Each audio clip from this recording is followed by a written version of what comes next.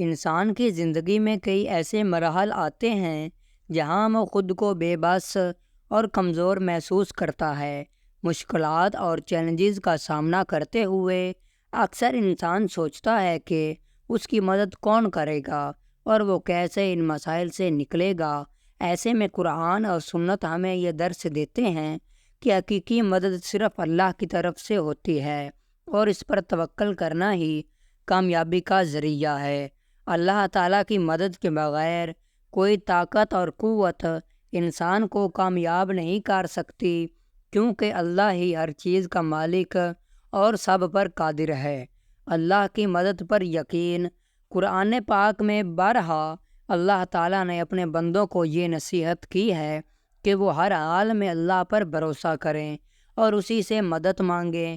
سورہ فاتحہ میں ہم روزانہ نماز میں یہ دعا کرتے ہیں، ہم تیری ہی عبادت کرتے ہیں اور تجھ ہی سے مدد مانگتے ہیں۔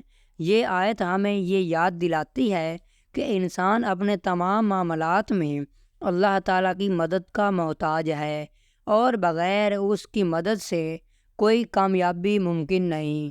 توکل کی اہمیت۔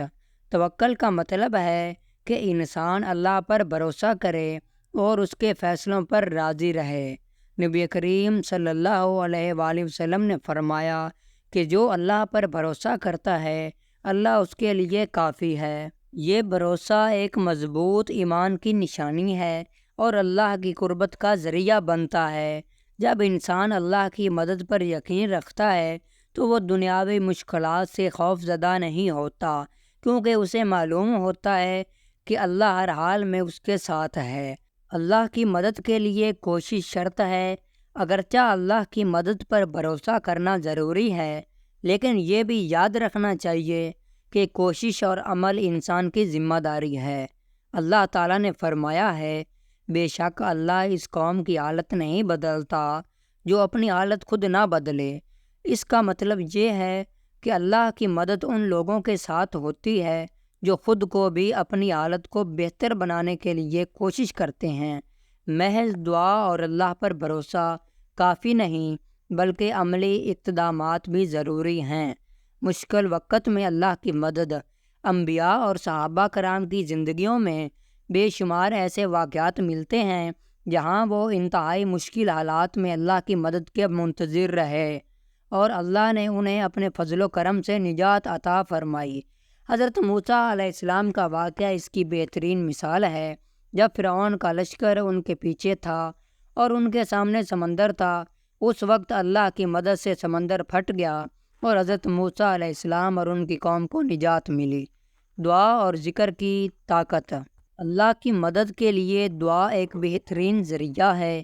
نبی کریم صلی اللہ علیہ وآلہ وسلم نے فرمایا، دعا مومن کا ہتھیار ہے۔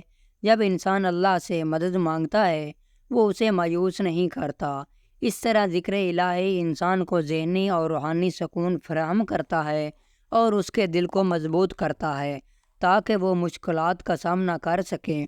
نتیجہ، اللہ کی مدد پر بھروسہ اور توکل ایک مسلمان کی زندگی کا بنیادی حصہ ہونا چاہیے۔ ہم جتنی بھی کوشش کریں، اگر اللہ کی مدد شامل حال نہ ہو تو کامیابی ممکن نہیں۔ اس لیے ہر حال میں اللہ کی رضا پر راضی رہیں، اس سے مدد طلب کریں اور اپنی زندگی کو اس کے حکم کے مطابق گزارنے کی کوشش کریں۔ اللہ تعالی ہمیں اپنی مدد پر مکمل یقین اور توکل عطا فرمائے اور ہمیں ہر مشکل میں اپنی رحمتوں کے سائے میں رکھے۔ آمین۔